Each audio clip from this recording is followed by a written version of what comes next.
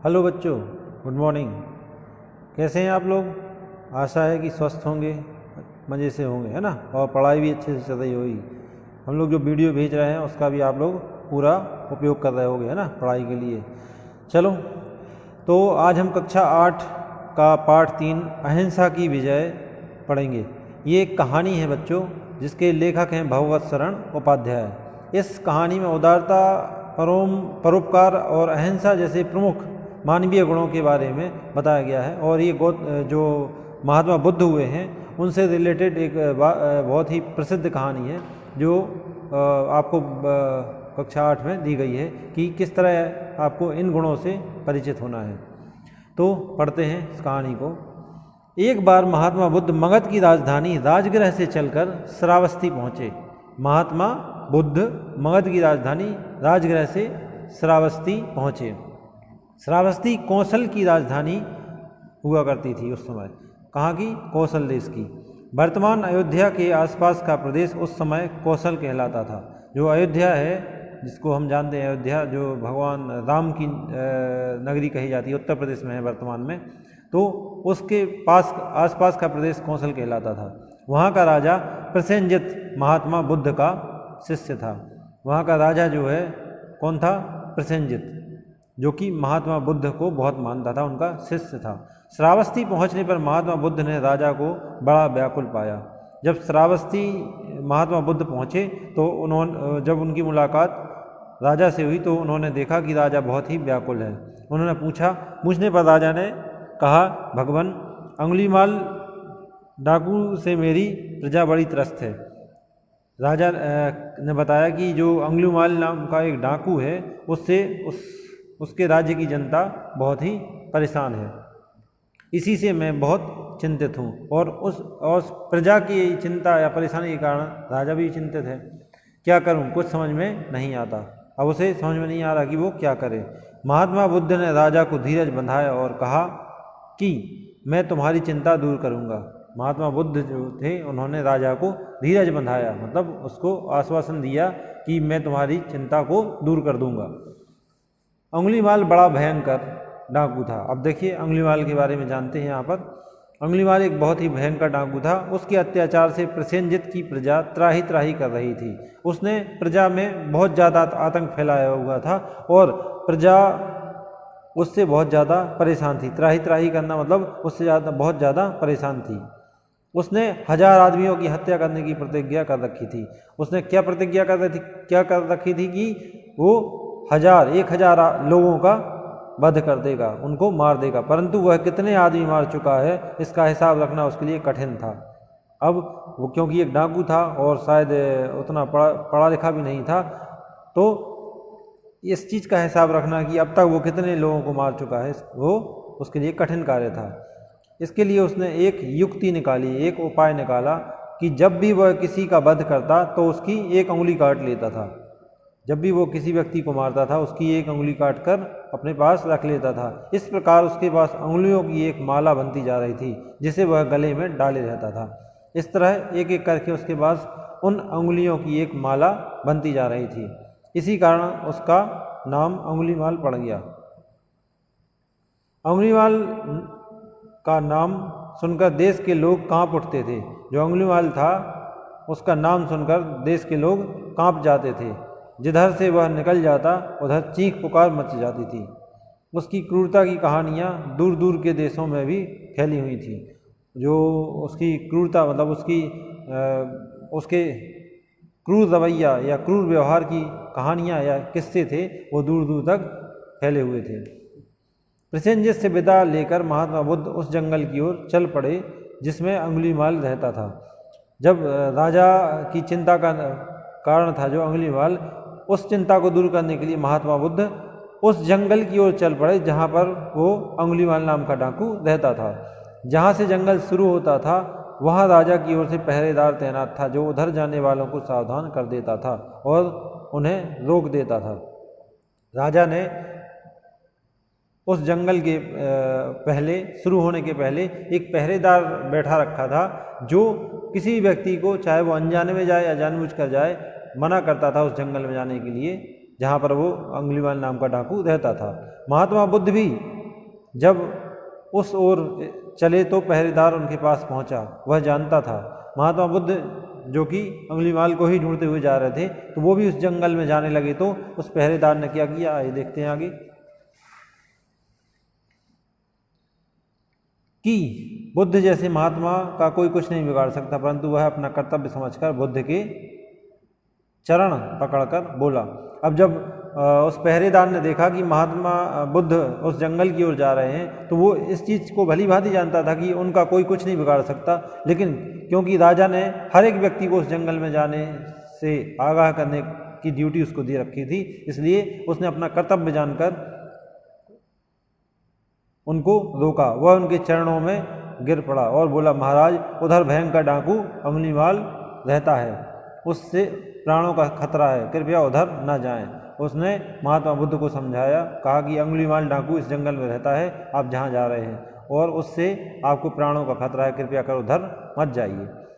महात्मा बुद्ध हंसे और उन्होंने पहरेदार के सिर पर हाथ फेरते हुए कहा, मेरे लिए किसी प्रकार की चिंता ना करो। फिर वे आगे बढ़ गए। उन्होंने उसको आश्वासन दिया कि तुमने अपना कर्तव्य निभा दिया, लेकिन मेरे लिए तुम किसी प्रकार की चिंता ना करो, और वो आगे बढ़ गए। दोपहर का समय था।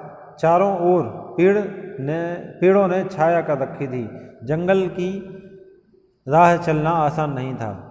महाराज बुद्ध भी कुछ थके थके से लग रहे थे, पर वे रुके नहीं, आगे बढ़ते गए।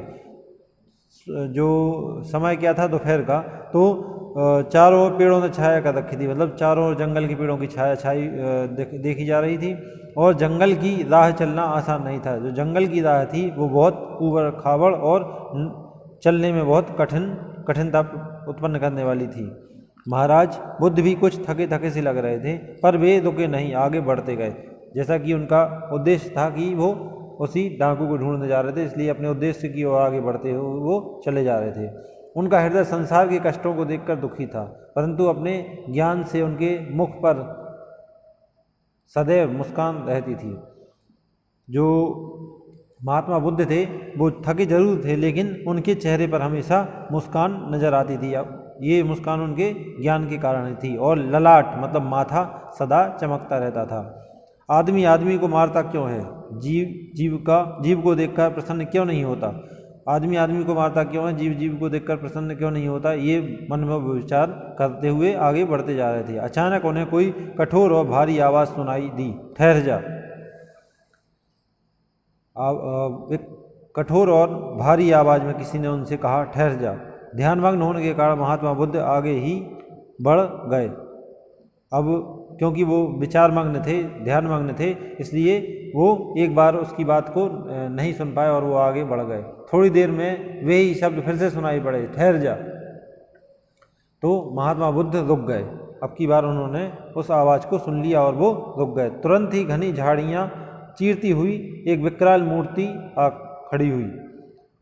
तुरंत ही महात्मा बुद्ध ने देखा कि एक झाड़ियों के भीतर से एक विशालकाय व्यक्ति बाहर आया है। ऊंचा और काला शरीर, भयानक चेहरा, लाल आँखें, बिखरे बाल, बड़ी बड़ी मूछें, लंबी मजबूत भुजाएं,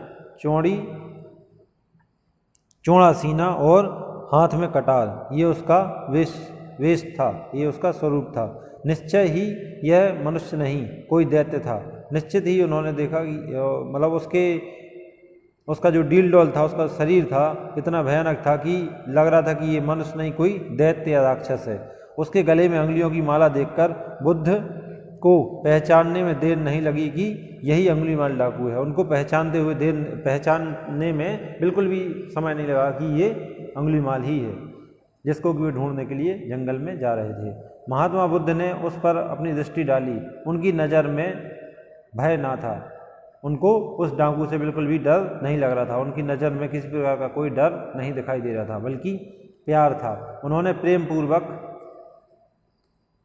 उस भयानक डाकू से कहा, मैं तो ठहर गया, भला तू कब ठहरेगा।